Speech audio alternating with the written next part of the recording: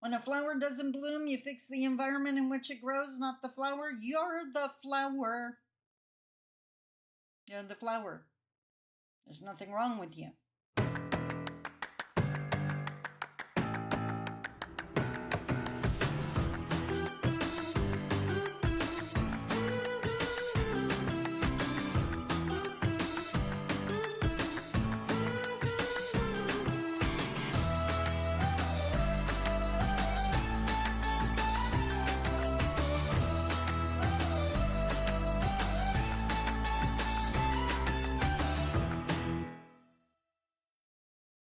We are going to start this year out strong because that's who you are, and that's what we should do.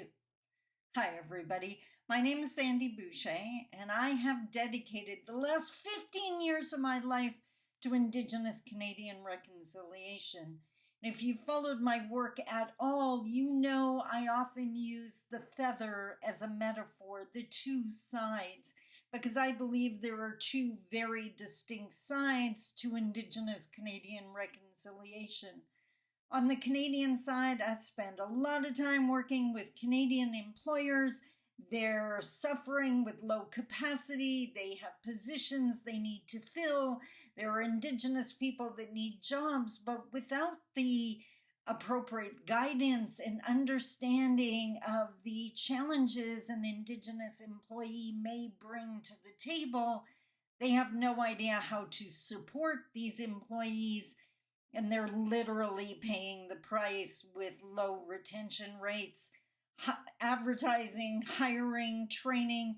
That is not cheap. So I spend a lot of time supporting those employers because it benefits all of us.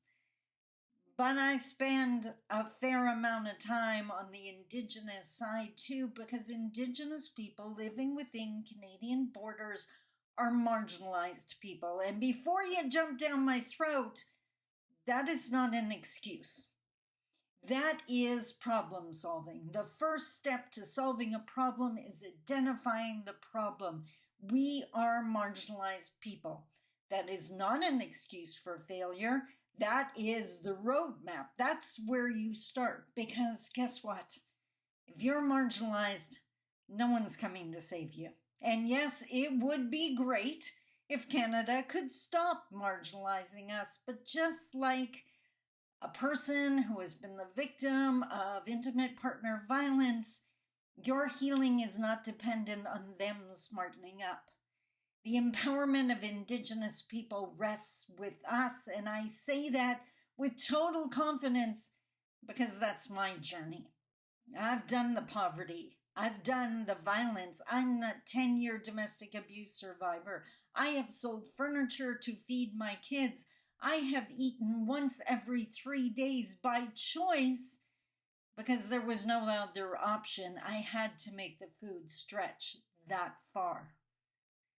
But I'm here now, and I want to tell you how to reprogram a marginalized mind. So let's talk about it.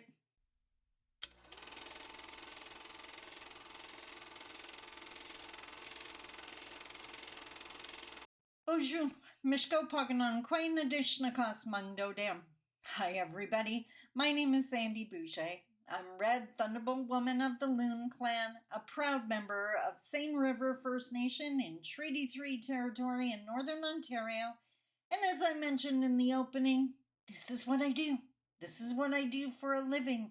But today I spend so much time talking to non-Indigenous Canadian entities and people that today I really wanted to focus on how to reprogram a marginalized mind, because you know what? I mentioned the poverty I endured when my children went through that with me. At one point, we were living in a low-rent housing project, the projects, as so many people refer to it. There were many other Indigenous people there. The problem?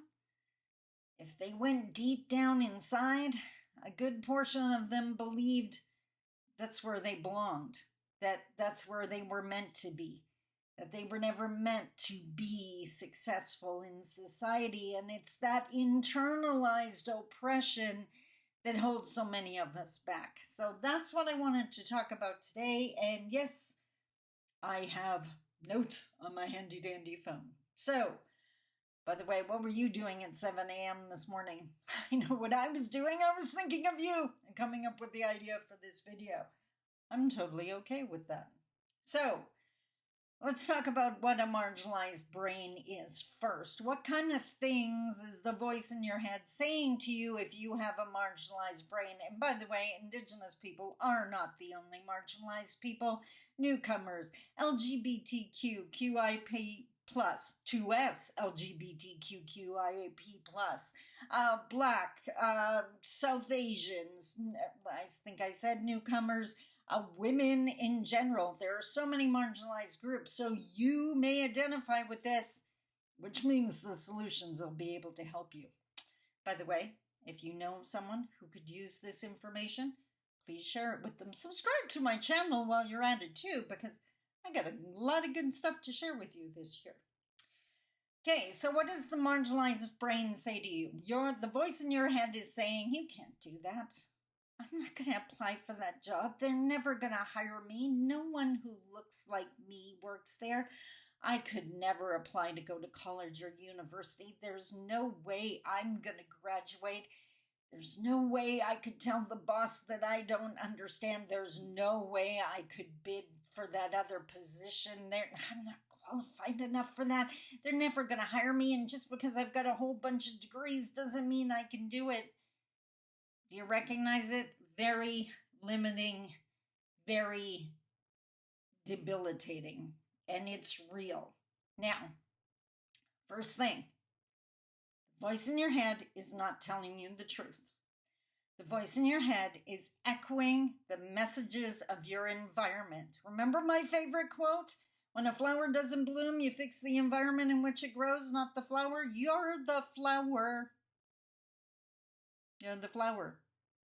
There's nothing wrong with you.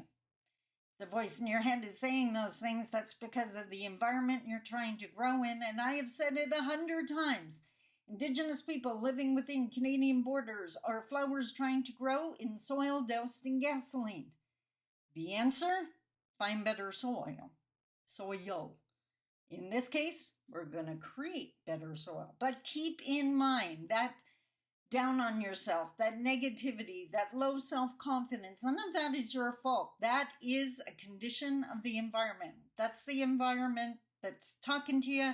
That's what it's taught you. All of those stereotypes, all the people that roll their eyes when you bring out your status card, all of that. That's what's contributing to this. You didn't ask for that. You were born into the environment that taught you that, but it is up to you to change that. That's what we're talking about today. My phone keeps blinking off here. Okay, so how do you reprogram it? Like I said, you got to create better soil. The first, number one, change the message. So every time, and you do this to yourself, you don't need to do it out loud. No one else needs to know you're doing this, but do this for you because you deserve better. So every single time the voice in your head says, I couldn't do that. No, that's not true. I could if I really wanted to. You correct the voice in your head. If it says something like they would never want to be my friend, no, that's not true. You know what? If they honestly knew me, if they took the time to get to know me, and if I showed them who I really am, of course they'd enjoy me. I'm a pretty cool person. I'm stupid. I'm too stupid to do this. I'm never going to get it right. No, that's not true. I've never done this before. It's a learning curve. I'm going to make mistakes, but I am intelligent, and I've done other things for the first time before, and I figured it out. I can do it again. So you see what I'm doing? Flip the coin, right? Negative to the positive. You got to change this. So every single time, like the voice in my head, and by the way, does this sound like someone who's survived domestic violence? Exact same situation. The abuse goes on in your head long after you leave. So my voice used to, if I made a mistake running my business, I made a typo in my email. Anyone I email, there's a really good chance there's a typo in it. And I'm now at the stage, I'm not even going to sweat the small stuff. Whatever. I was typing too fast. Welcome to my world. I'm not beating myself up for that. I trip over words in my video. Does that make me stupid? No, it makes me passionate. Means maybe I should slow down, but that's not really in my nature. It's just tripping over a word. I just did it. It's just tripping over a word. It doesn't change the value of this message. I'm not beating myself up for it. You know, what did I hear the other day? The perfectionism is just low self-esteem in disguise. Because if it's not perfect, you can convince yourself you can't release it. I release these videos totally imperfect because the message is important, not the perfection of it. Okay, so like I was saying, because I'm a 10-year domestic abuse survivor, I had that voice in my head, and I'd be making a mistake when I first started my business, and the voice in my head would say, oh my God, Sandy, you're so stupid. Look what you did. No, I'm not stupid. I was rushing. Or no, I'm not stupid. I need to take a break. Or no, I'm not stupid. I'm running out of energy. I got to go eat something. The best part, the great news I have for you, if you keep doing that, if you keep reprogramming the voice in your head, it'll stop saying those things. The voice in my head never says that anymore, or incredibly rarely. And of course, if it does, I'm going to correct it right away. I used to be incredibly intimidated by the group I call the academics. The academics, the people with the 52 degrees and the entire alphabet behind their name. They use words that I've never heard before, and I sure as heck couldn't spell. And I would go to these events and hear a speaker, and they'd be using what my mom would call a $15 word, those big long words.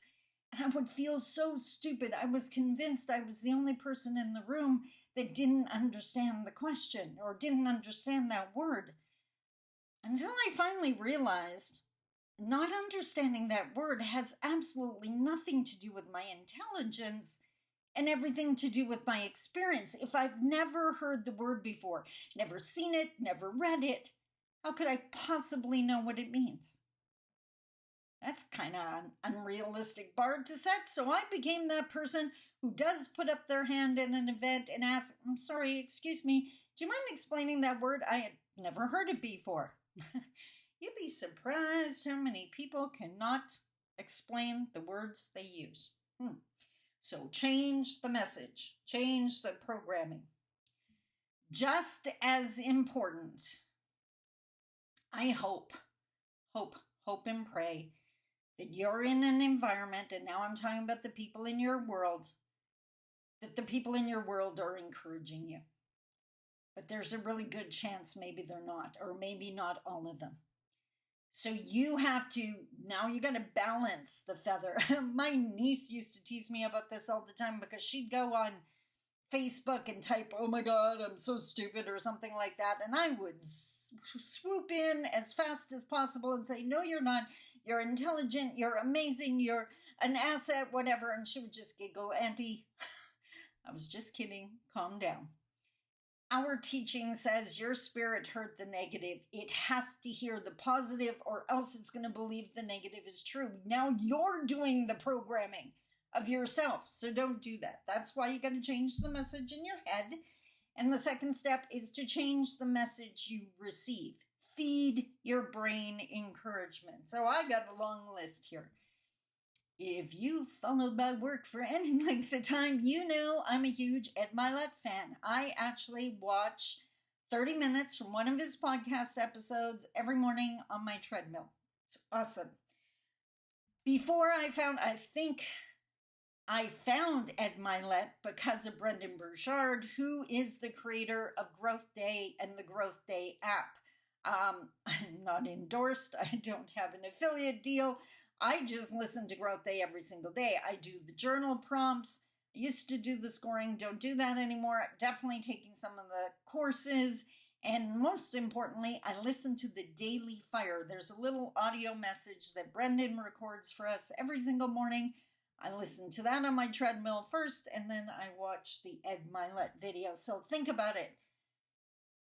I I was born and raised the stereotypical Indigenous person. I have high blood pressures and diabetes in my family. I am sitting right on the edge of having both. But I'm not just accepting that. So every single morning, I'm on the treadmill listening to Brendan Burchard and Ed Milet. Can you say changing our personal path, the family path? Darn right I am.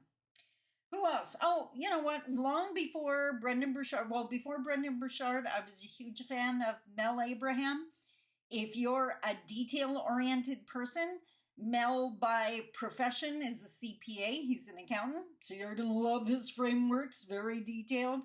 And before Mel Abraham, I was probably listening to Tony Robbins. I don't anymore. The best part of when you get into this personal growth and start listening to people, some are going to click with you and some aren't. And if that doesn't mean personal growth's not for you. It just means you haven't found the person that resonates with you. And I've been doing this for so long, I can tell you that over time, as you grow and mature and develop your own personal growth, someone who worked for you before is no longer going to work for you. I don't listen to Tony Robbins anymore. I listen to Mel Abraham every now and then because he's part of Growth Day. Brendan and Ed are my two go-tos right now. Kiki Palmer, I mentioned the other day, I just bought her book. I signed up for her podcast because I loved what she had to say when Ed Milet interviewed her, so definitely following her. And of course, Rachel Rogers is We Should All Be Millionaires. She's the author of that book, so following her. Read the books, listen to the podcasts daily. I don't care if you listen in your car, you listen while you go for a walk, you're listening on your earphones while you're making dinner. No one else needs to know you're doing this. You don't need to set yourself up for criticism. Lateral violence is a thing. People that are marginalized and have no desire to move out of that get really threatened when someone's trying to. So especially in the beginning of this journey, keep it to yourself. After a while, you won't care. Which brings me to point number 3. I have 6 points, by the way. Point number 3, keep your promises to yourself. I make a to-do list. I have a to-do list every single day because I'd be a total airhead without it. I'd be all over the map I'd probably accomplish amazing things, but I would forget the detail stuff because I'm not a detail-oriented person. But I celebrate every single time I check something off my to-do list. So if you say you're going to work out daily, work out daily. Because how proud you feel of yourself afterwards. Rarely do I feel good in the first 5 minutes, but I always feel epic in the last 5. Do it for yourself, and then you get to look in the mirror and you start to see the changes. It's absolutely awesome. Self-care is self-respect. My mom used to say, teach other people how to treat you. If you want other people to respect you, they need to see you respecting you. Self-care is a great way to teach them to respect you. So keep your promises and celebrate every single one of them, because why not? Why wouldn't you? Number 4, this will become easier with time, but I need you to start hanging out with people who believe in you. Maybe it's a teacher. Maybe it's someone you just met at your job. Maybe it's a colleague or co-worker, or maybe you got to join a women's group or an entrepreneurship group or a sewing group, whatever. Stay clear of the negatives, the people that are constantly in the past or constantly complaining. You don't need that in your world. That'll bring you right down. Think of the people that, find the people that talk about dreams and talk about what they're doing, the achievers, the dreamers, the doers, as the quote says. Find them. And if you can't find them in real life, find them online for now. That's all those people I listed. Number 5, count your blessings. Every single day in the Growth Day app, journal prompts, one of the journal exercises I do every morning, and it's not in the app, I just do it myself, is yesterday's wins, it's called. And I take 5 minutes to write down everything I accomplished yesterday, all of the wins from yesterday, because we live in an environment where it is so easy to list off all the things that didn't work out. And guess what? You're not enjoying your life if you do that. So every morning it's like, and I've typed, you know what? Yesterday was a challenging day, but there were still wins. I still got in my workout. I still did some reading. I still had an excellent meeting with my brother because he's my general manager. I booked another event, whatever the case may be. List the wins because then you remember them and you get to enjoy them again. And last but not least, I mentioned it just a minute ago, but I want you to do it. And every person, if you Google how to become successful, there's two things you're going to see. Well, I guess three things you're going to see. One, change the voice in your head. That's the first thing we talked about. Two, they're going to suggest you meditate. That's that review, or that just clearing your mind and appreciating the moment. And three, they're going to tell you to journal. And that's the last thing I'm telling you to do. I want you, now this is the best part, because keep your journal private, which makes me giggle because I think of how many times my brother bust into my diary when I was a kid. He watches these videos. I can have fun saying things like that. Anyways, I digress. In your journal, you can write down the craziest dreams and no one's around to talk you out of it. I have a floor plan. I actually got the graph paper and drew out with a ruler the floor plan of my dream house. I had a picture on my wall of a Mustang long before I got mine. Have fun. Wave your magic wand and what would you have? And don't just say $1 million, because if I gave you $1 million and told you you couldn't spend it, nothing would change for you. Money is a vehicle to get you what you want. What do you want? That's security. You want to be on a lake shore enjoying the beautiful summer? Well, rent a campsite and make sure you're doing it at least 2 weekends out of the year. You don't need to wait to the end of time to do this stuff. So, last but not least, just looking at my notes here, all of this, maybe you already think it sounds stupid, and it's definitely going to feel stupid in the beginning. Keep doing it.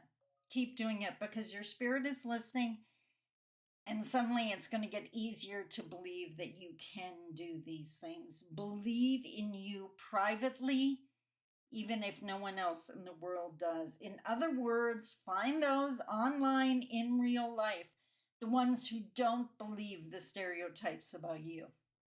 As I said earlier, find the good soil. Because that's how you reprogram a marginalized mind. I know because I've done it. And the things, people who meet me now can't even imagine the woman I used to be, the woman that had no voice, the woman who was literally being abused and wouldn't tell anyone. That's not who I am now. That's not who you deserve to be. We all deserve to have a voice, but we are the ones that are going to save us. We got to do the work. And I just gave you 6 steps on how to do it. I hope that made sense. Again, please share this with someone. If you know someone who's struggling, send them this video. Just say you were thinking of them and you wanted to share it. They don't need to tell you if they watched it. That's their personal journey. But maybe, just maybe, by sharing it, they start on a bright new chapter. Until tomorrow, I love you. Take care. Bye-bye.